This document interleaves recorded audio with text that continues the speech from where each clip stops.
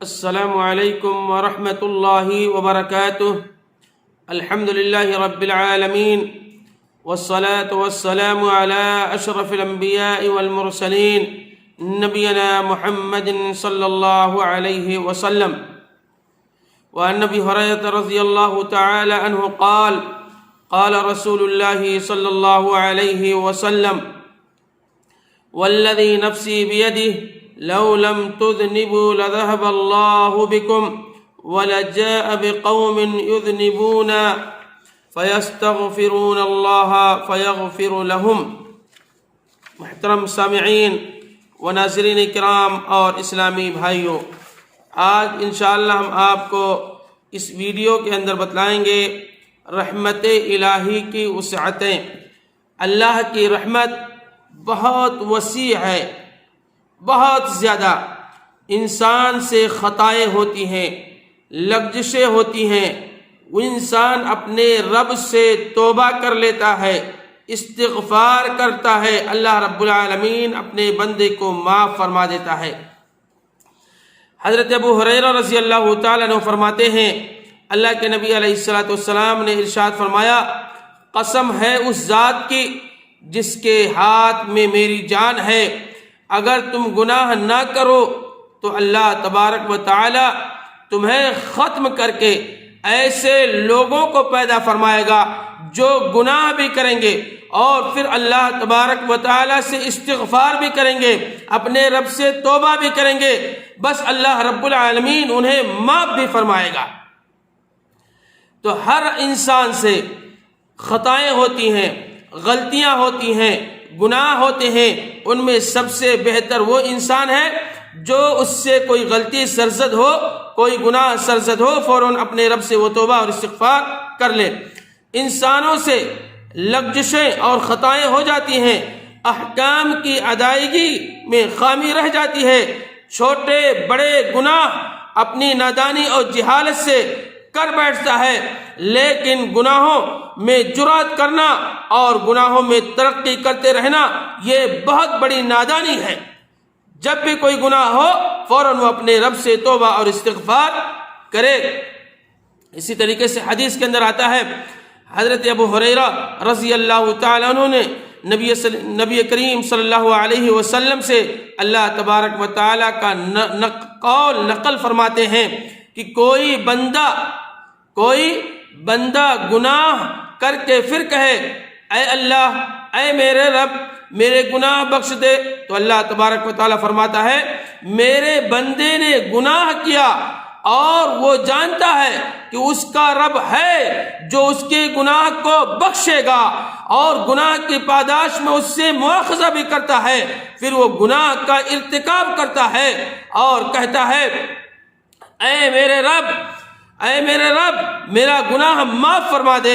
اللہ تبارک و تعالی فرماتا ہے میرے بندے نے گناہ کیا اور اسے علم ہے کہ اس کا رب ہے جو اس کے گناہ کو معاف کرتا ہے اور گناہ کی وجہ سے اس کی گرفت بھی کرتا ہے، گناہ کی وجہ سے اس کی پکڑ بھی کرتا ہے۔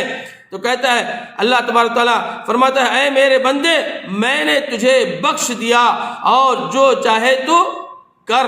اسی طریقے سے حدیث کے اندر آتا ہے، رسول اللہ صلی اللہ علیہ وسلم نے فرمایا اللہ تبارک و تعالی ہر رات کے آخری حصے کے اندر، رات کے تہائی حصے کے اندر، جو رات کا 4 حصوں میں تقسیم کرنے کے بعد آخری حصے کے اندر اللہ تبارک تعالیٰ سمائے دنیا پر نزول فرماتا ہے اور فرماتا ہے کون ہے وہ شخص جو مجھ سے مانگے اور میں اسے دے دوں، کون ہے وہ شخص جو مجھے پکارے اور میں اس کی دعا کو قبول کر لوں، کون ہے وہ شخص جو مجھ سے بخشش مانگے اور میں اسے بخش دوں۔ اللہ تبارک تعالیٰ اپنے بندے پر کتنا غفور رحیم ہے۔ سمائے دنیا پر نزول ہر دن آتا ہے اور آ کر کے یہ تینوں پکار لگاتا ہے۔